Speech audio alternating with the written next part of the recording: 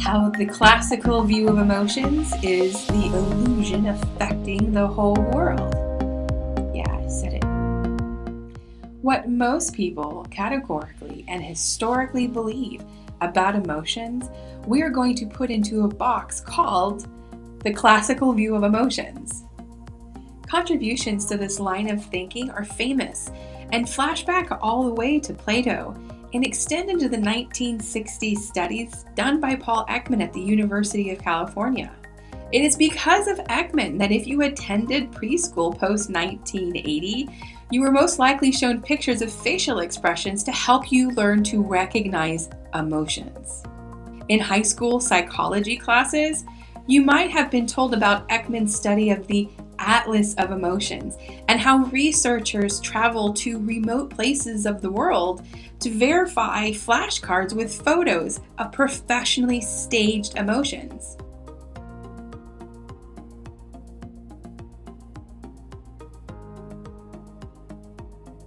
Ekman was using theories dating back to ancient Greece with modern photographic images, but that wasn't unheard of.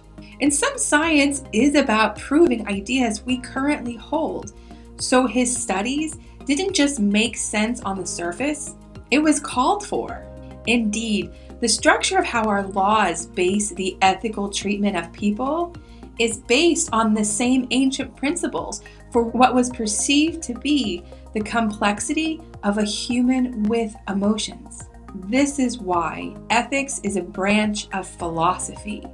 To know a human was to know how to treat a human.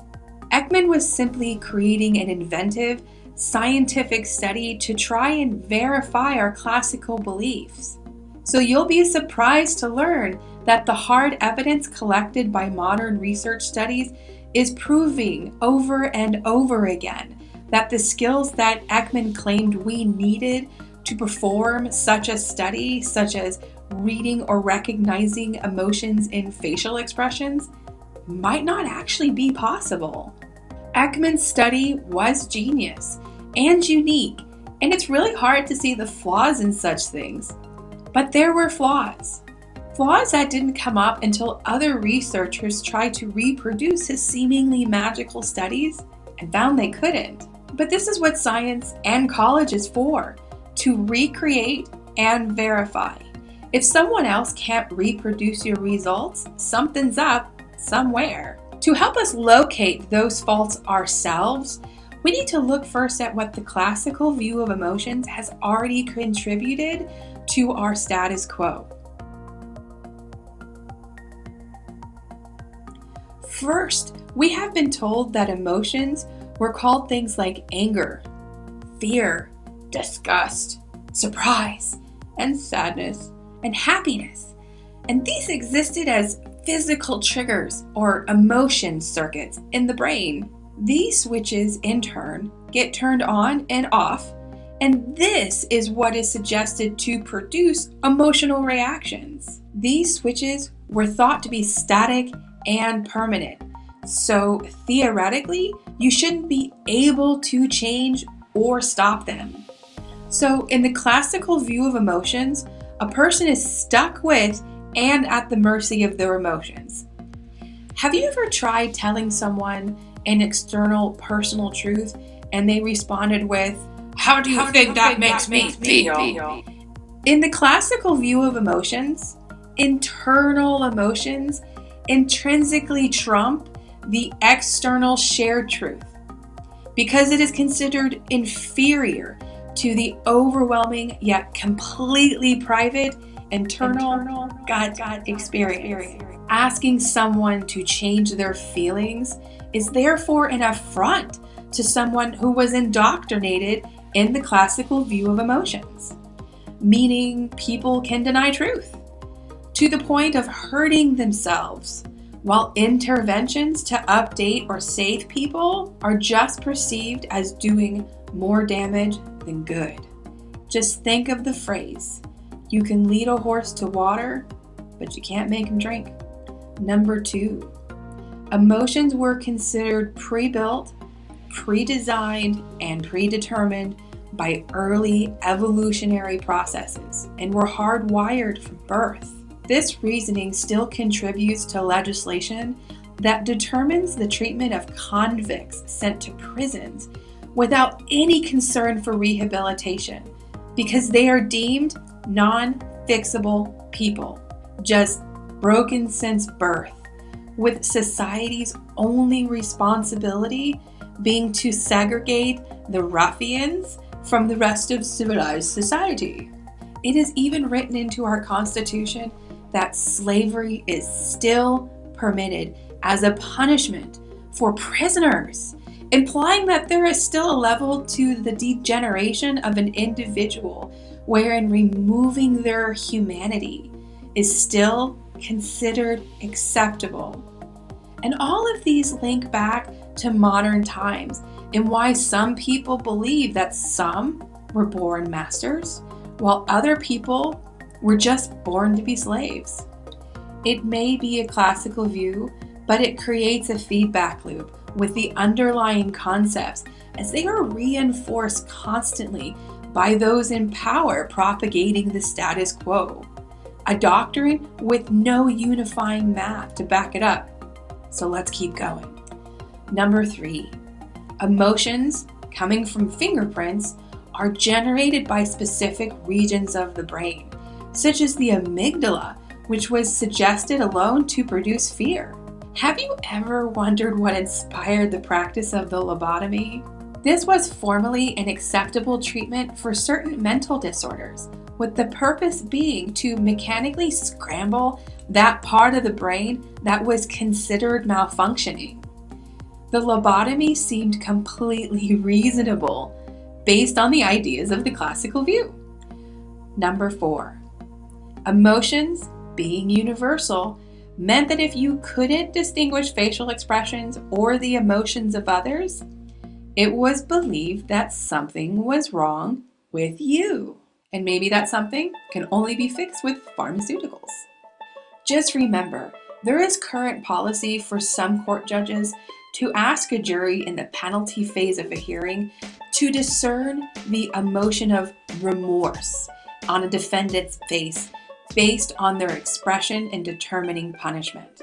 It is okay if these things start to sound surreal to you, because you might remember that the science says that we really can't read facial expressions, not without knowing a lot about a person's context, which might get excluded from a trial.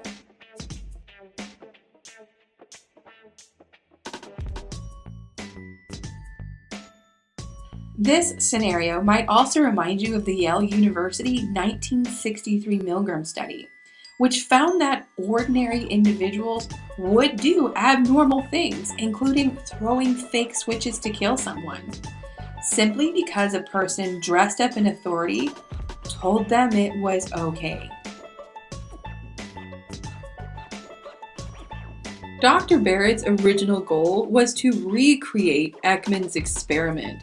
She wasn't setting out to disprove him, but there were issues. Ekman's science was based on observational surveys, and Barrett's science was to take Ekman's methods and link them to neurological or physical evidence to help prove his theories were correct. It's a natural next step in the evolution of research, physically proving it. Many of the issues that were uncovered came from the failures that Dr. Barrett encountered and included finding that number 1, that the emotions followed no discernible patterns in MRI scans.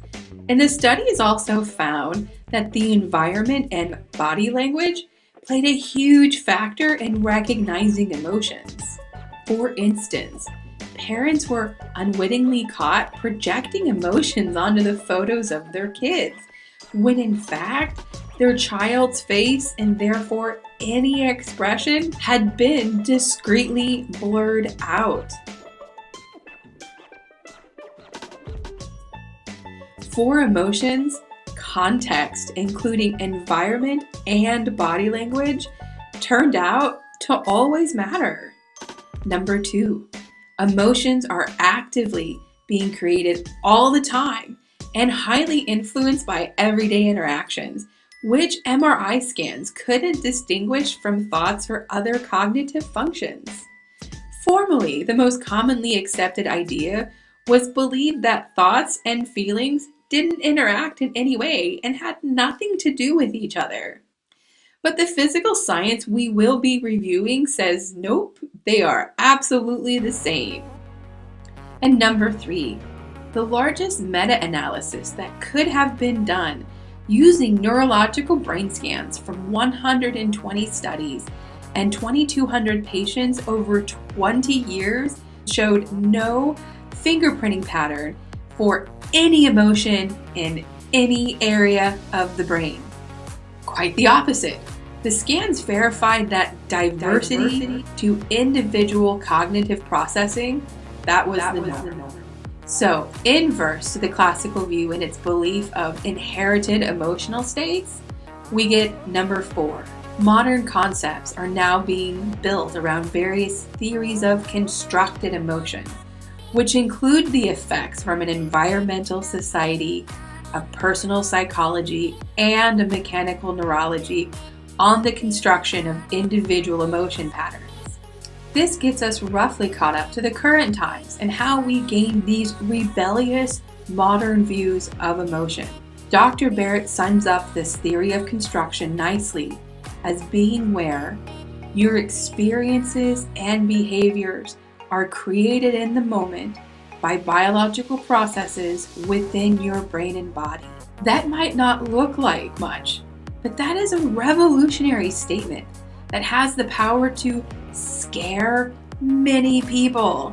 And despite being a game changer, based in evidence, there is great resistance to any idea that goes against the classical view of emotions. For hundreds of years, for instance, many elite intellectuals have denied that an environmental society even has any real effect on emotions or personality construction.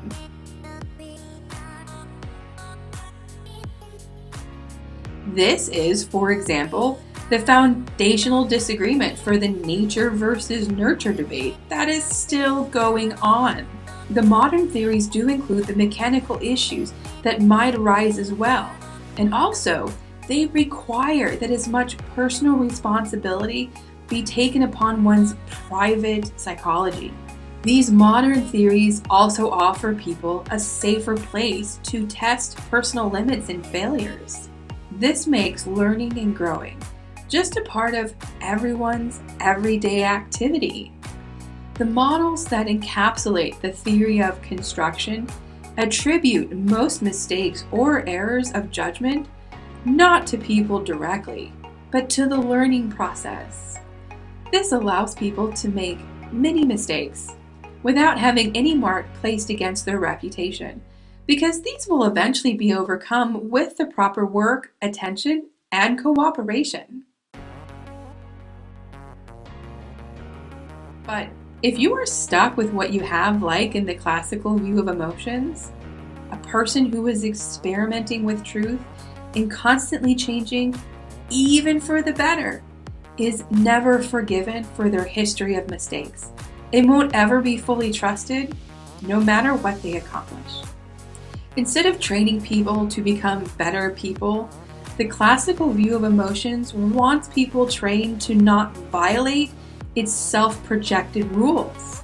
The media sure does measure politicians this way, condemning individuals for changing their ideas when they come upon new ones, accusing them with negative connotations of flip-flopping, when in reality, they were just maturing. Instead of discouraging biases, the classical view of emotions enforces the idea of personal limitations and gives rise to the supposed concept underlying the seeming superiority of others.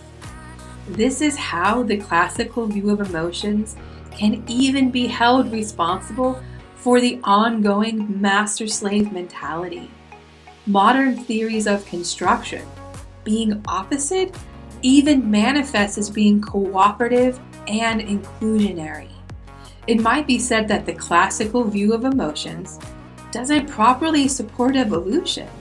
Or rather, it treats any chance at positive group change rather harshly. We don't have to wait for someone to get a knife before we can start rehabilitation, which is good news for the world. This is again another reminder that the modern theories of constructed emotion are not dominating the status quo. The classical view of emotions is. Ideally with science, theories that are held to be the most valid are done so because they hold the most recent and justified set of proofs.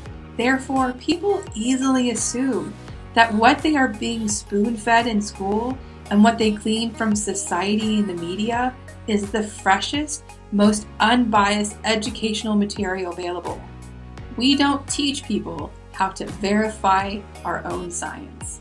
And it is common that if you come to believe something, to assume that everyone else has gotten those same updates as well. And this is an incorrect projection. And it's working in both directions.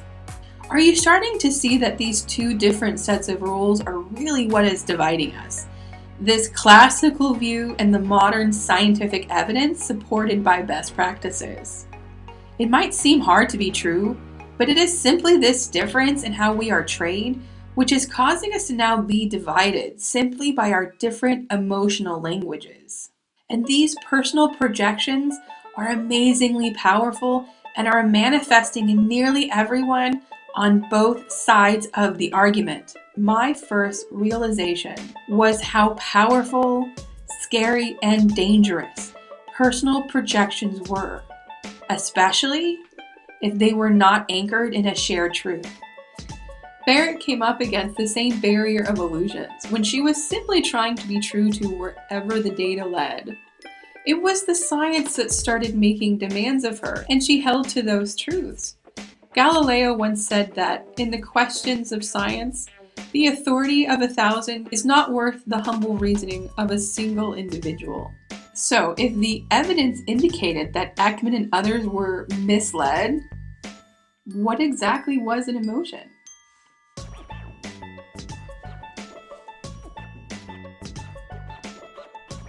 Want to learn more? Review the evidence or experience more questions being answered? Subscribe, like, and comment. Let us know what your favorite questions in life and science are. We will keep posting. Visit our website, theeverythingengine.wordpress.com, where we have posted the art, transcripts, and other useful things. Thanks again for watching.